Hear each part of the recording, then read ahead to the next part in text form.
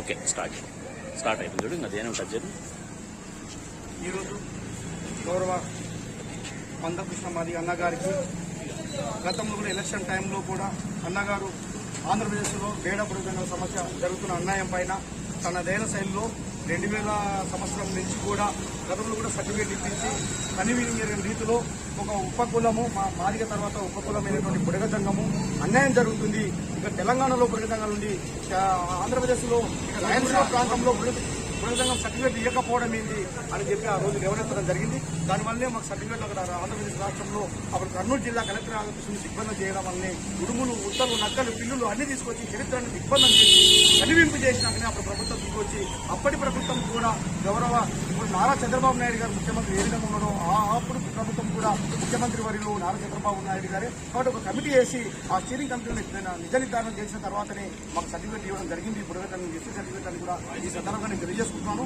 అదేవిధంగా మళ్ళీ తర్వాత 2008లో 17/7/2008 ఒడిపాటులో తేవడం 2002 షెడ్యూల్ అమెండ్మెంట్ చట్టంలో యాక్ట్ ప్రకారము తెలంగాణ 10 జిల్లాల మధ్య బుడగజంగాలు ఉన్నారు, ఆంధ్రప్రదేశ్లో లేరని చెప్పి దుర్మార్గమైన విషయంగా ఒక చట్టాన్ని చేయడం జరిగింది. ఆ చట్టంలో ఎలాంటి విచారణ చేపట్టకుండా ఆంధ్రప్రదేశ్లో ఆ రిపోర్ట్ ఇచ్చి ఊరి జంగములన్న వాళ్ళు బుడగజంగంలోకి కలిశారు. కాబట్టి దానివల్ల సర్టిఫికేట్ తీసుకొని ఉద్యోగరీత్యంగా పోతున్న ఉద్దేశంతో దానికి అన్యాయం చేయడం జరిగింది. ఈ విషయం పైన గతం మేము ఎన్నో పోరాటం చేస్తుంటే ఒక కమిషన్ వేసింది గౌరవ దేశ చైర్మన్ కమిషన్.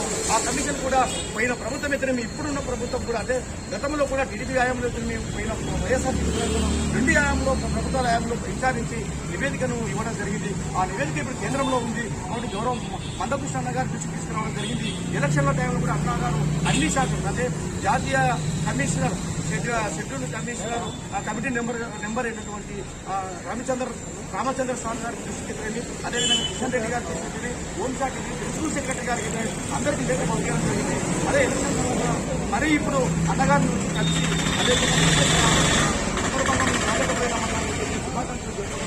ఖచ్చితంగా ఈ 2 రోజులలో గౌరవ జాతీయ కమిషనర్ నెంబర్ రామచంద్ర గారు వస్తున్నారు, ఈ సమస్య కూడా మాట్లాడదాం, ఖచ్చితంగా పరిష్కరిద్దాం అని కూడా అన్నగారు హామీ ఇవ్వడం జరిగిందని కూడా ఈ సందర్భంగా నేను యావత్ ఆంధ్రప్రదేశ్లోని వేరే బృందానికి కన్నా తెలియజేస్తున్నాను. కాబట్టి మనందరం కూడా మన హక్కులు సాధించుకోవాలంటే ఒక పథకాలతో ఒక కమిట్మెంట్ పెట్టుకో పని చేసినప్పుడు మన ఇష్టం సాధించగలుగుతాం. మరి గౌరవ మందకృష్ణ ఆంధ్రప్రదేశ్లో తెలియజేసుకుంటూ ఈ విధంగా హామీ ఇచ్చి మాకు న్యాయం చేసినట్టు విశ్వాసంతో నాయకత్వంలో మేము పనిచేస్తున్నాం. అయినా నమ్ముకున్న వారికి ఒమ్ము చేయకుండా న్యాయం చేస్తున్న అన్నగారికి కూడా నమ్మకంతో ఆశిస్తున్నాను కూడా ఈ సందర్భంగా తెలియజేసుకుంటూ ఇంకా త్వరలోనే బుడగజంగాలు యాచక వృత్తిని బంద్ చేసి భిక్షాటన బంద్ చేసి మరివైపు మళ్ళీ మనం కూడా ఆత్మగౌరవంగా ఈ సమాజంగా జీవించే కాలం కూడా ముందు తరాల్లో రాబోతుందని కూడా ఈ సందర్భంగా తెలియజేసుకుంటూ జై బుడగజంగం జై